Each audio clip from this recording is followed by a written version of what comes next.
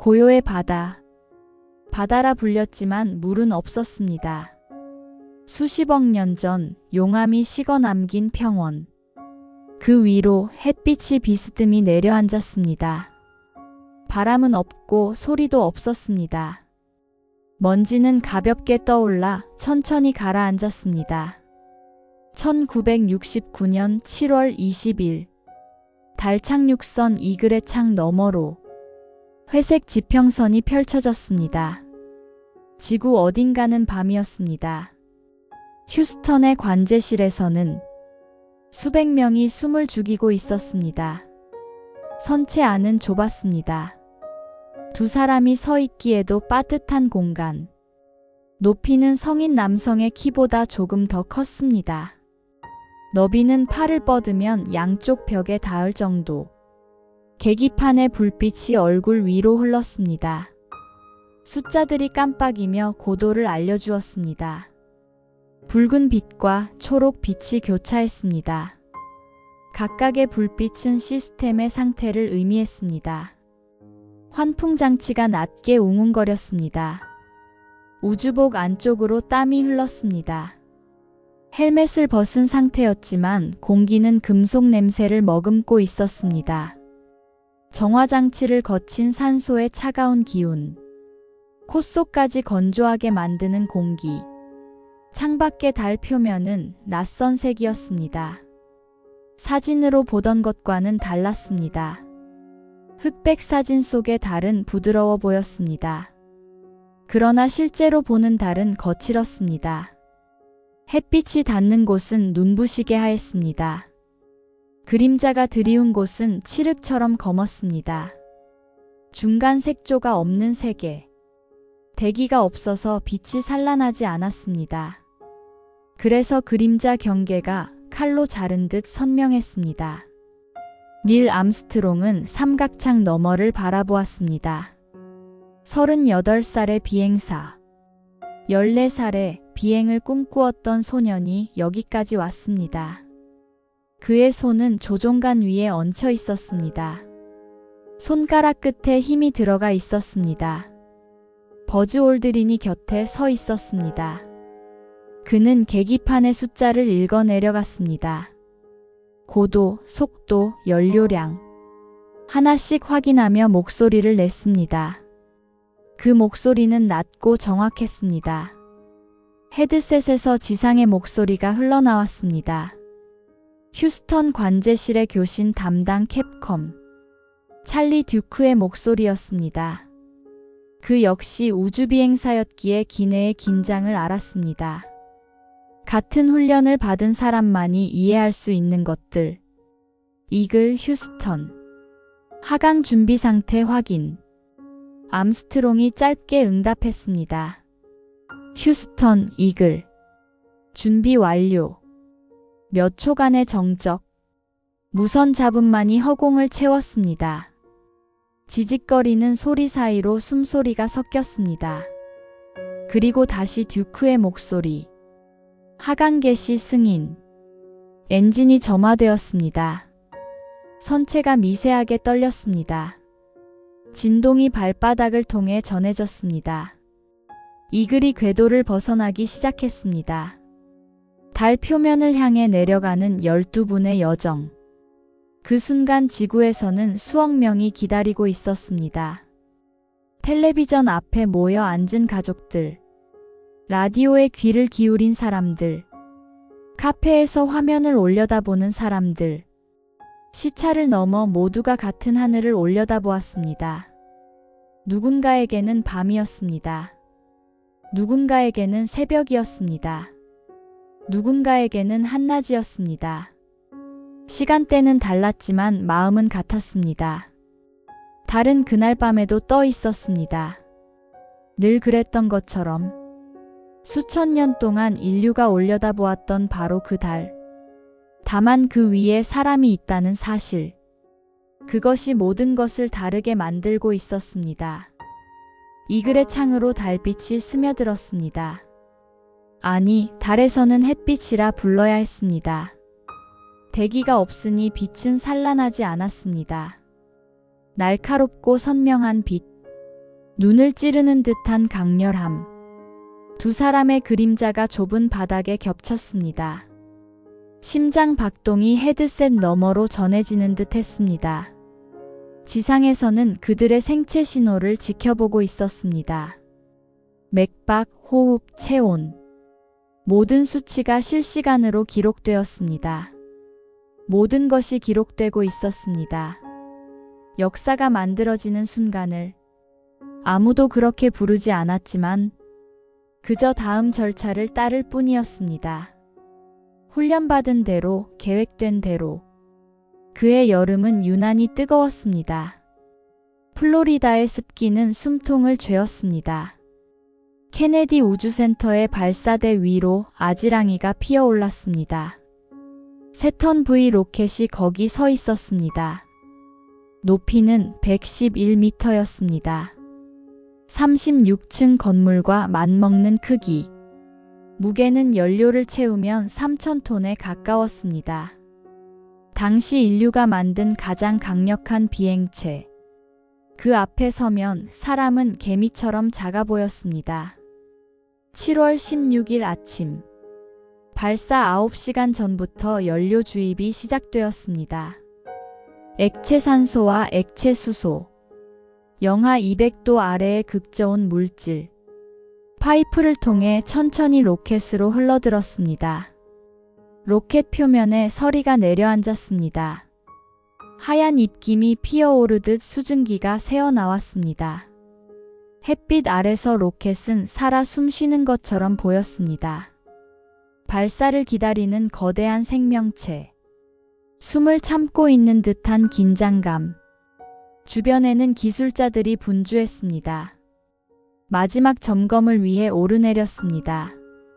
체크리스트를 들고 항목을 확인했습니다. 수천 개의 부품이 제자리에 있어야 했습니다. 하나라도 빠지면 임무는 실패할 수 있었습니다. 세 사람이 승무원 벤에 올랐습니다. 닐 암스트롱, 버즈 올드린, 마이클 콜린스. 하얀 우주복 차림이었습니다. 손에는 휴대용 산소 장치를 들고 있었습니다. 무거운 장비에도 걸음은 가벼웠습니다. 발사대까지 가는 길. 창밖으로 구경 나온 사람들이 보였습니다. 손을 흔드는 이들. 어린아이를 어깨에 올린 아버지들. 카메라를 든 관광객들. 그들의 얼굴은 금세 스쳐 지나갔습니다. 암스트롱은 조용한 사람이었습니다. 말수가 적고 표정 변화도 크지 않았습니다. 오하이오의 농장 마을에서 자란 소년. 16살의 비행 면허를 땄습니다. 운전면허보다 먼저였습니다. 어린 시절 그는 비행기를 좋아했습니다. 모형 비행기를 직접 만들었습니다. 이웃집 창고에서 재료를 구해왔습니다. 하늘을 나는 것이 꿈이었습니다. 그 꿈은 변하지 않았습니다. 한국전쟁에 참전한 해군 조종사. 78차례 전투 비행. 격추당해 탈출한 적도 있었습니다.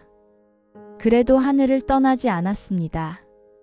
두려움보다 비행에 대한 사랑이 컸습니다. 시험 비행사의 길을 택했습니다. 새로운 비행기를 처음 띄우는 일.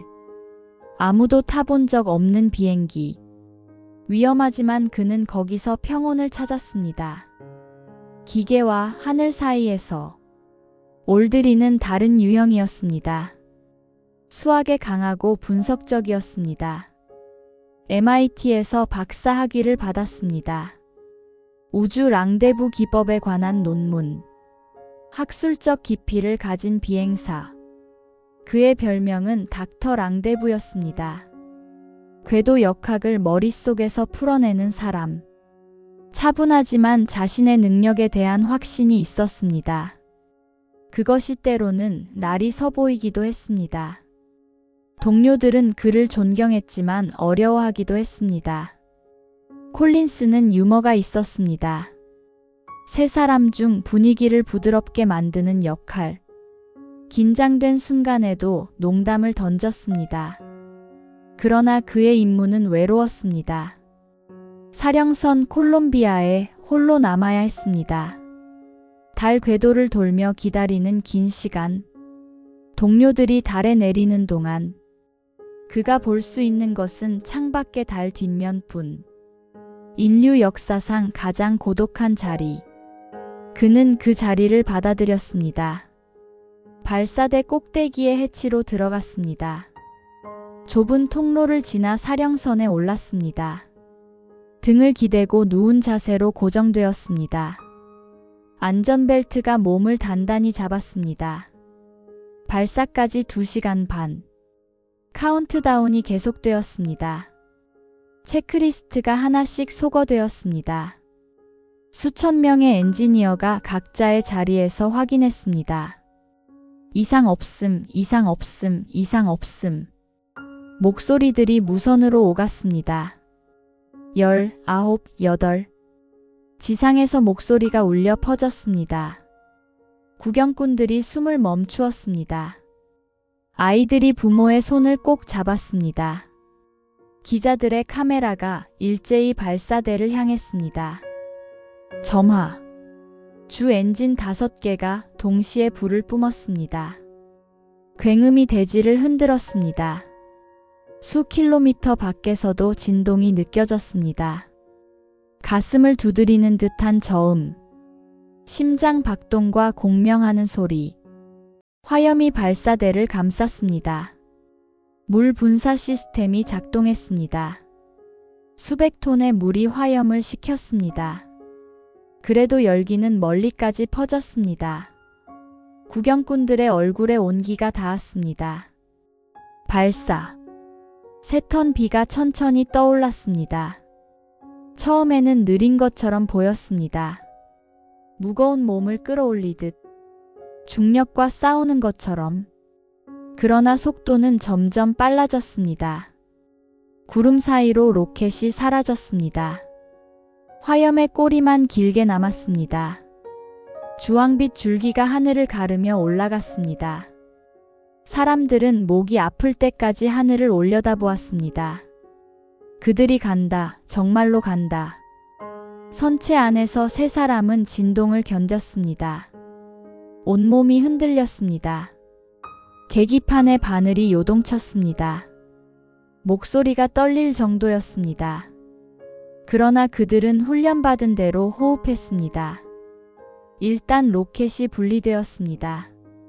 2단이 점화되었습니다. 가속이 몸을 좌석에 눌렀습니다. 가슴 위에 무거운 것이 올려진 듯 했습니다. 지구의 중력을 벗어나기 위한 힘. 12분 만에 지구 궤도에 올랐습니다. 창밖으로 푸른 행성이 보였습니다. 얇은 대기층이 빛을 머금고 있었습니다. 푸른색과 흰색의 소용돌이. 그 너머는 칠흑의 우주. 무중력 상태가 시작되었습니다. 몸이 좌석에서 살짝 떠올랐습니다. 안전벨트가 아니었으면 떠다녔을 것입니다. 연필이 공중에 둥둥 떠다녔습니다. 낯선 감각이었습니다. 사흘간의 항해가 시작되었습니다.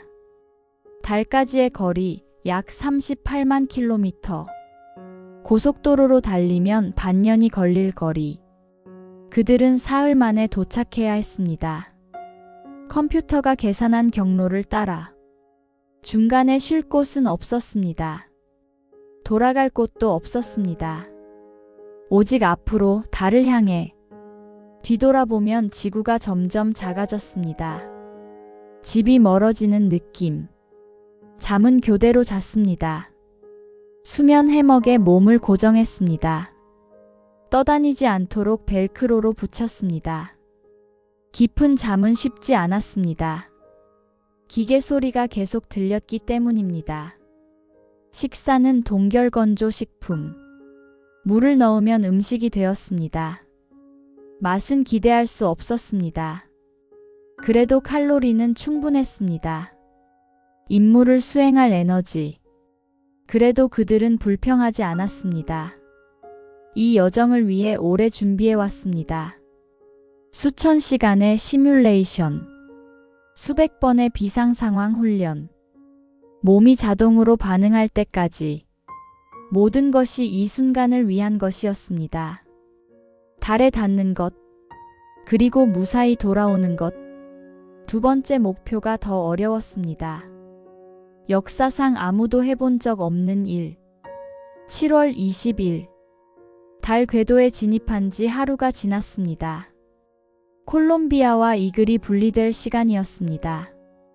콜린스가 해치를 열어 동료들을 보냈습니다.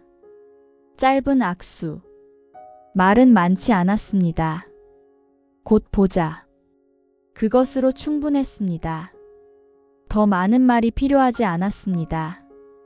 이글이 사령선에서 떨어져 나갔습니다. 얇은 벽 하나로 우주와 분리된 작은 배.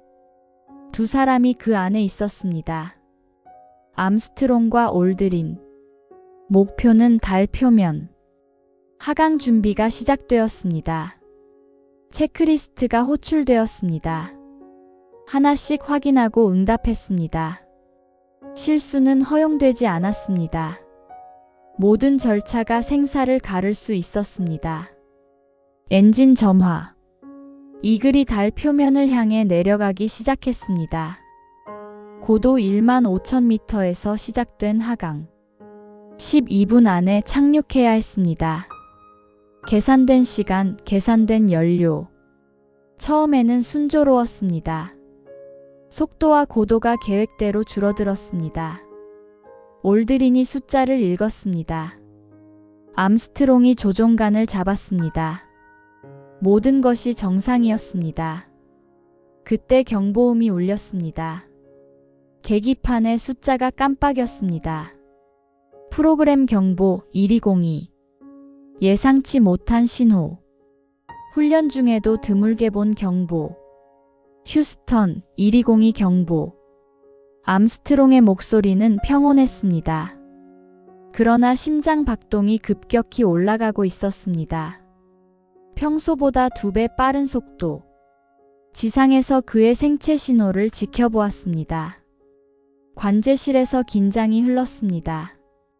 1202가 무엇인지 즉시 아는 사람은 많지 않았습니다. 수백 명의 엔지니어가 모니터를 주시했습니다.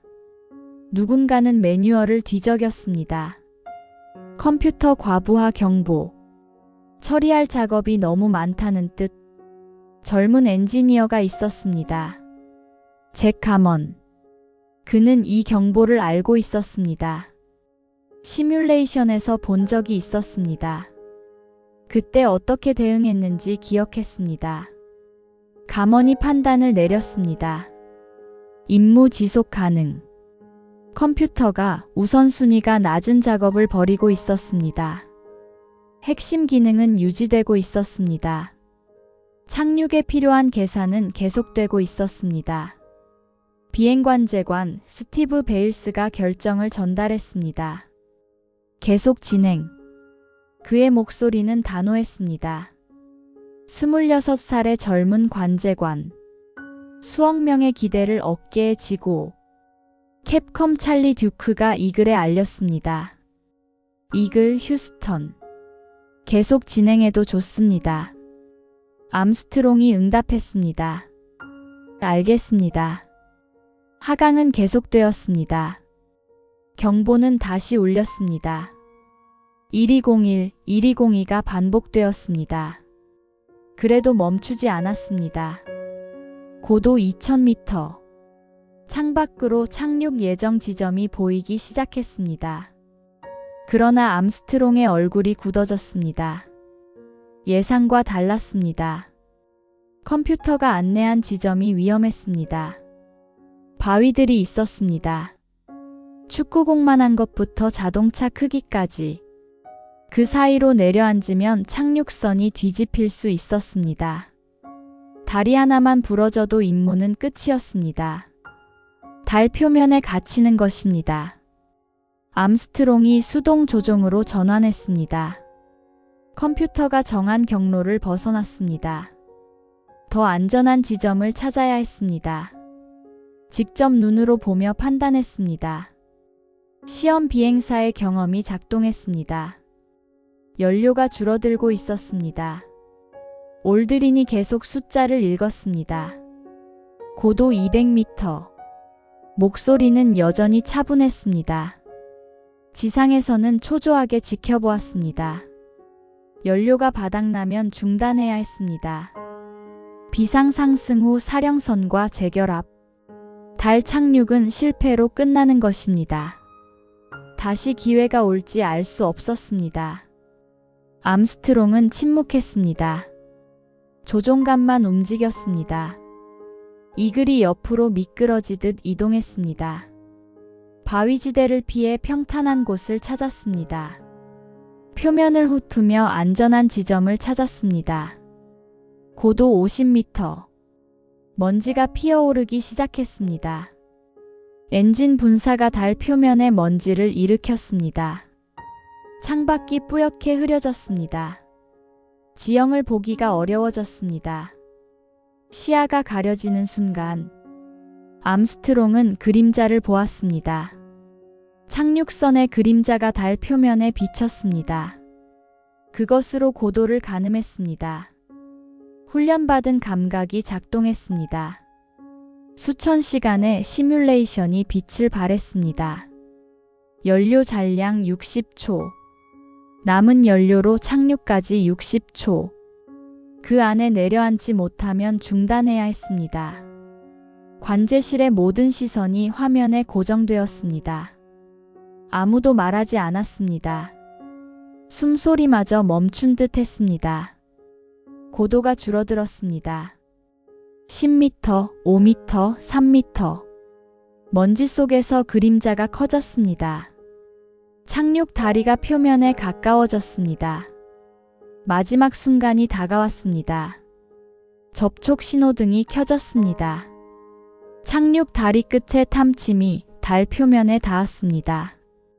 약 170cm 길이의 금속 막대. 그것이 먼저 달에 닿았습니다. 파란 불빛이 계기판에 들어왔습니다. 올드린이 외쳤습니다. 접촉 신호. 암스트롱이 엔진을 껐습니다. 선체가 마지막으로 흔들렸습니다. 약간 기울어진 듯한 느낌. 그리고 멈추었습니다. 완전한 정지. 시간이 얼어붙은 것 같았습니다. 두 사람은 서로를 바라보았습니다. 헬멧 너머로 눈이 마주쳤습니다. 말이 필요 없었습니다. 해냈다는 것을 알았습니다. 암스트롱이 송신 버튼을 눌렀습니다. 낮고 차분한 목소리. 서두르지 않았습니다. 단어 하나하나에 무게를 실었습니다. 휴스턴, 여기는 트랜쿨리티 베이스. 이글이 착륙했습니다. 지상에서 짧은 침묵이 흘렀습니다. 신호가 지구까지 오는데 1초 남짓. 영원처럼 느껴지는 시간. 찰리 듀크의 목소리가 돌아왔습니다. 평소보다 높은 톤. 긴장이 풀리며 감정이 묻어났습니다. 알겠습니다. 트랜쿨리티. 숨 좀 쉴 수 있게 해줘서 고맙습니다. 여기 사람들 파랗게 질려 있었습니다. 관제실에서 박수가 터져 나왔습니다. 엔지니어들이 일어나 서로를 껴안았습니다. 시가를 꺼내 드는 사람도 있었습니다. 그러나 곧 잦아들었습니다. 아직 끝난 것이 아니었습니다. 할 일이 남아 있었습니다. 이글 안에서 두 사람은 절차를 밟았습니다. 비상시 즉시 이륙할 수 있도록 준비했습니다. 시스템 점검을 마쳤습니다. 연료 상태, 산소 상태, 통신 상태. 모든 것이 정상이었습니다. 계획대로라면 여기서 잠을 자야 했습니다. 긴 여정에 지쳐 있었습니다. 눈은 피로했고 몸은 긴장되어 있었습니다. 그러나 두 사람은 휴스턴에 요청했습니다. 먼저 나가도 되겠습니까? 어떻게 잠을 잘 수 있겠습니까? 달에 와서 창밖에 달 표면이 있는데, 역사상 처음 이곳에 온 인류인데, 잠보다 더 중요한 것이 있었습니다. 지상에서 허가가 내려왔습니다. 선외 활동 준비가 시작되었습니다. 우주복을 완전히 갖추는데 시간이 걸렸습니다. 좁은 공간에서 장비를 챙기는 일. 서로 도와가며 착용했습니다. 생명 유지 장치를 등에 맸습니다. 산소와 냉각수와 통신 장비. 무게는 지구에서라면 80kg, 달에서는 13kg 정도로 느껴졌습니다. 그래도 움직임은 둔해졌습니다. 해치가 열렸습니다. 바깥 세계가 드러났습니다. 빛과 어둠이 선명하게 나뉜 풍경. 대기가 없는 세계의 정막. 소리가 전달되지 않는 공간. 암스트롱이 먼저 나갔습니다. 사다리를 타고 천천히 내려갔습니다. 9개의 계단. 한 칸씩 조심스럽게. 장갑 낀 손으로 난간을 잡았습니다. 가슴에 달린 카메라가 영상을 전송했습니다. 흑백의 흐릿한 화면. 지구에서 수억 명이 지켜보았습니다. 모두가 같은 화면을 보았습니다. 마지막 계단에서 멈추었습니다. 발 아래로 달 표면이 보였습니다. 회색 먼지가 고요히 펼쳐져 있었습니다. 발자국 하나 없는 땅. 수십억 년간 변하지 않은 풍경. 암스트롱이 발을 내딛었습니다. 왼발이 먼저 달 표면에 닿았습니다. 부드러운 먼지가 밝혔습니다.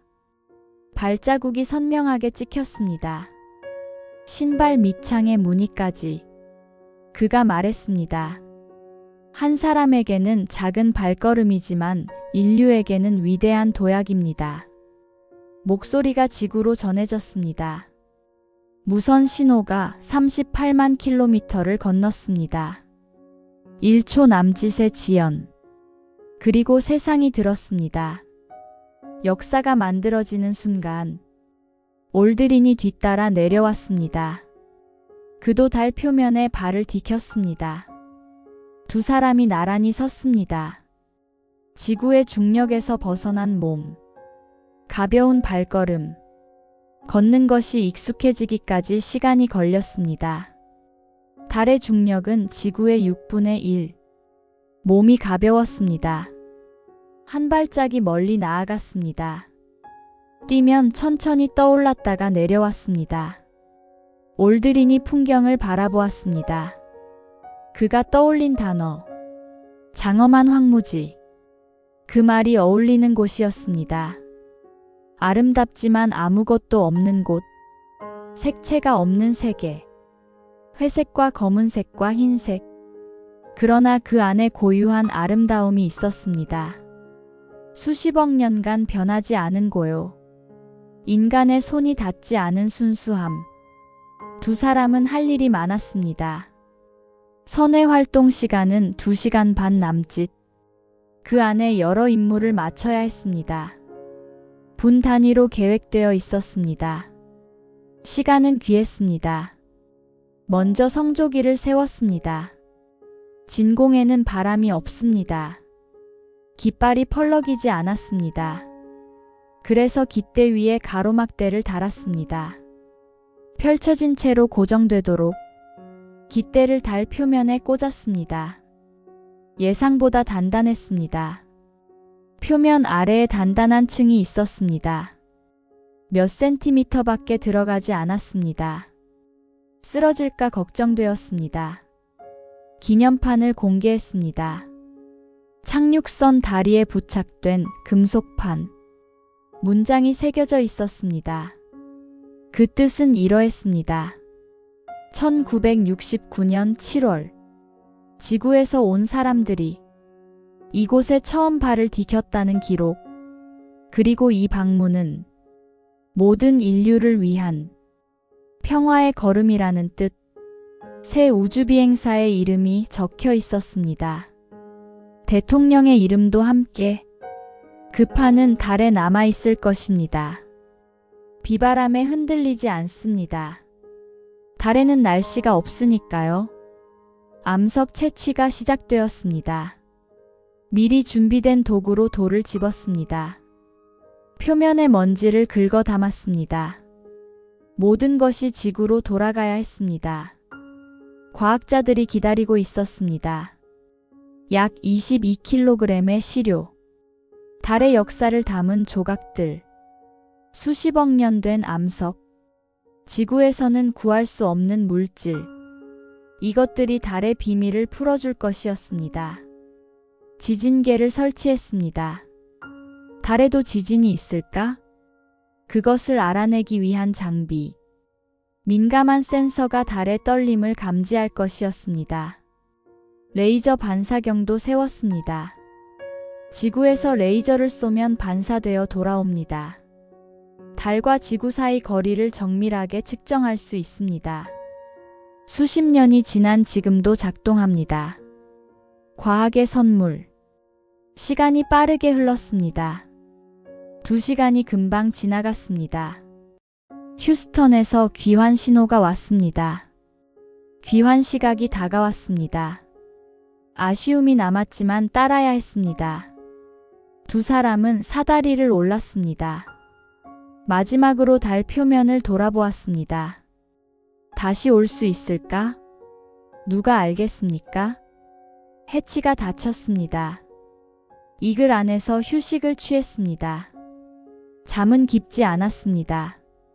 바닥이 딱딱했고 온도 조절이 어려웠습니다. 우주복을 완전히 벗지 못했습니다. 그래도 눈을 붙였습니다. 그 시각 콜린스는 사령선에서 궤도를 돌고 있었습니다. 달의 뒷면을 지날 때면 교신이 끊겼습니다. 거의 1시간 가까운 침묵. 우주에서 가장 외로운 사람. 그러나 그는 두렵지 않았습니다. 그는 창밖을 바라보았습니다. 달의 뒷면. 지구에서는 절대 볼 수 없는 풍경. 크레이터가 빼곡했습니다. 거친 표면이 끝없이 이어졌습니다. 지구가 보이지 않는 시간. 동료들의 목소리도 들리지 않는 시간. 그러나 콜린스는 불안하지 않았습니다. 맡은 자리를 지키고 있었습니다. 그것이 그의 임무였습니다. 21시간 뒤 이글이 달 표면에서 이륙했습니다. 상승 단계 엔진이 점화되었습니다. 하단부를 버리고 상단부만 올라갔습니다. 콜롬비아를 향해 재회를 위한 비행. 랑데부에 성공했습니다. 이글과 콜롬비아가 다시 결합했습니다. 세 사람이 재회했습니다. 콜린스가 동료들을 맞았습니다. 좁은 공간에서 웃음이 터졌습니다. 이글의 상승 단계는 분리돼 달 궤도에 남았습니다. 나사는 잠시 추적했지만 정확한 행방은 끝내 분명해지지 않았습니다. 사령선만 지구를 향해 출발했습니다. 귀환 여정 사흘. 7월 24일. 콜롬비아가 태평양에 착수했습니다. 낙하산 3개가 펼쳐지고 파도 위에 내려앉았습니다. 항공모함 호넷이 기다리고 있었습니다. 구조 헬기가 출발했습니다. 구조 헬기가 세 사람을 실어 날랐습니다. 갑판 위에서 환영이 이어졌습니다. 그러나 그들은 격리시설로 들어가야 했습니다. 달에서 가져온 미지의 물질, 지구 생태계를 오염시킬 가능성, 3주간의 격리. 창문 너머로 세상을 바라보았습니다. 그들이 다녀온 곳은 저 하늘 너머였습니다. 밤이면 달이 떠올랐습니다. 다녀온 곳을 바라보는 기분. 지구 곳곳에서 사람들이 축하했습니다. 뉴욕에서는 종이 폭죽이 쏟아졌습니다. 브로드웨이가 색종이로 뒤덮였습니다. 도쿄에서는 축제 분위기가 이어졌습니다. 파리에서는 에펠탑이 빛났습니다. 텔레비전을 보지 못한 이들도 있었습니다. 라디오로만 소식을 들은 사람들. 전기가 없는 마을의 사람들.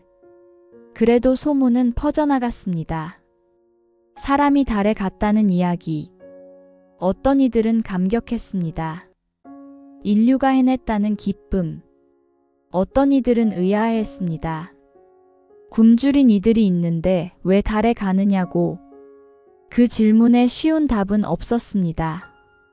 그러나 그날 밤 하늘을 올려다본 사람들, 달을 바라보며 무언가를 느낀 사람들, 그 순간만큼은 같은 곳을 보고 있었습니다. 저 멀리 빛나는 둥근 원, 사람이 발을 디딘 곳, 달에는 바람이 없습니다. 그래서 흔적이 오래갑니다. 암스트롱의 첫 발자국, 지금도 그곳에 남아 있습니다. 비가 없어 씻기지 않습니다. 바람이 없어 덮이지 않습니다. 아주 오랜 시간 남습니다. 인류가 거기 갔었다는 증거, 말없이 남는 기록입니다. 50년이 넘는 세월, 그 사이 12명이 걸었습니다. 아폴로는 17호까지 이어졌습니다. 그리고 1972년 이후 멈췄습니다. 왜 다시 가지 않았을까요? 비용이 너무 컸을까요? 우선순위가 바뀐 걸까요? 경쟁이 끝난 탓일까요? 갈 이유를 잃은 걸까요? 탐험은 어디서 시작될까요? 호기심이라고들 말합니다. 저 너머를 알고 싶은 마음, 산이 있으니 오르는 마음. 하지만 1969년의 달은 호기심만으로 닿지 않았습니다. 경쟁이 있었습니다. 두 강대국의 자존심, 두려움이 있었습니다. 뒤처지면 안 된다는 조급함, 증명하고 싶은 욕구. 그래서 우리는 묻게 됩니다. 순수한 승리였을까요? 아니면 경쟁의 산물일까요? 아마 둘 다일 것입니다. 역사는 늘 그렇게 복잡합니다. 하지만 분명한 것도 있습니다. 이 일은 세 사람만의 일이 아니었다는 사실입니다. 수십만 명이 참여했습니다. 정점에는 40만 명이 일했습니다. 로켓을 만든 엔지니어, 우주복을 제봉한 사람, 음식을 개발한 연구자, 코드를 짠 프로그래머, 그들 대부분의 이름은 기록되지 않았습니다. 역사는 몇몇 이름만 기억합니다. 암스트롱, 올드린, 콜린스. 그러나 그 이름들 뒤에는 수많은 손과 눈과 밤이 있었습니다. 마거릿 해밀턴이 있었습니다. 소프트웨어 팀을 이끌었습니다. 어린 딸을 키우며 밤을 새웠습니다. 경보가 울리던 순간에도 컴퓨터는 멈추지 않았습니다. 우선순위를 세웠기 때문입니다. 중요한 것만 남겼기 때문입니다. 캐서린 존슨이 있었습니다. 궤도를 계산한 수학자였습니다. 차별을 견뎌내야 했습니다. 보이지 않는 벽이 있었습니다. 회의실 문 앞에서 멈춘 날도 있었다고 전해집니다. 그런데도 그녀는 계산했습니다. 오차를 줄이고 다시 확인했습니다. 그 정확함이 길을 만들었습니다. 이름 없이 일한 사람들, 작은 나사 하나를 조이던 사람들, 자신의 역할이 전체의 일부임을 알고 버티던 사람들, 그들 모두가 달에 간 것입니다. 그런데 여기서 또 하나의 질문이 생깁니다. 기술은 늘 양면을 가집니다. 달로 향한 기술은 같은 시대에 무기도 만들었습니다. 로켓의 뿌리에는 전쟁이 있었습니다. 도시를 향하던 기술이 하늘로 방향을 바꾸었습니다. 베르너 폰 브라운의 이름도 그 복잡함 속에 있습니다. 위대한 성취와 어두운 과거. 한 문장으로 정리하기 어렵습니다. 우리는 그 사실도 함께 봅니다. 그래서 더 묻게 됩니다. 기술은 누구를 위한 것인가? 발전은 어디를 향해야 하는가? 그 방향을 정하는 이는 누구인가? 쉬운 답은 없습니다. 암스트롱은 말년을 조용히 보냈다고 알려져 있습니다. 영웅이라는 호칭을 불편해했다고도 합니다. 자신은 맡은 일을 했을 뿐, 수많은 사람이 함께한 일, 그렇게 말했을 뿐이라고요. 올드리는 달에서 돌아온 뒤 힘든 시간을 지나야 했습니다. 높은 곳에서 내려온 사람이 일상으로 돌아오는 일, 그것도 또 하나의 착륙입니다. 콜린스는 이렇게 말했습니다. 달에서 본 지구가 가장 아름다웠다고요. 푸른 빛과 흰 빛이 검은 우주에 떠 있었다고요. 그 장면이 잊히지 않았다고요. 그 말이 오래 남습니다. 우주에서 보면 지구는 작습니다. 하지만 우리가 아는 유일한 집, 생명이 숨 쉬는 집입니다. 다음 발걸음은 무엇일까요? 다시 달로 가려는 계획이 있습니다. 이름은 아르테미스입니다. 더 오래 머무르려 합니다. 더 멀리 보려 합니다. 화성을 향한 꿈도 있습니다. 더 먼 세계를 향한 상상도 있습니다. 빛의 속도로도 시간이 필요한 거리들. 그런데 상상은 거리를 먼저 뛰어넘습니다. 하지만 먼저 물어야 합니다. 왜 가는가? 무엇을 가져올 것인가? 무엇을 남기고 올 것인가? 누구를 위해 가는 것인가? 1969년에는 경쟁이 동력이었습니다. 다음에는 무엇이 동력이 될까요? 순수한 호기심일까요? 인류 전체를 위한 탐험일까요? 아니면 또 다른 욕망일까요? 역사는 반복되곤 합니다. 탐험은 때로 정복이었습니다. 우주에서는 다를 수 있을까요? 다르게 만들 수 있을까요? 1969년 7월 20일 고요의 바다에 이글이 내려앉았습니다. 두 사람이 달을 걸었습니다. 한 사람은 궤도에서 기다렸습니다. 수십만 명이 지상에서 잠을 잊고 지켜보았습니다. 그날의 발자국은 남아 있습니다. 쉽게 지워지지 않는 흔적, 우리가 거기 갔었다는 증거, 그리고 아직 가야 할 길이 남았다는 암시. 하지만 갈 수 있다고 해서 반드시 가야 하는 걸까요? 갈 수 있게 되었을 때 우리는 더 큰 책임도 함께 얻는 것은 아닐까요?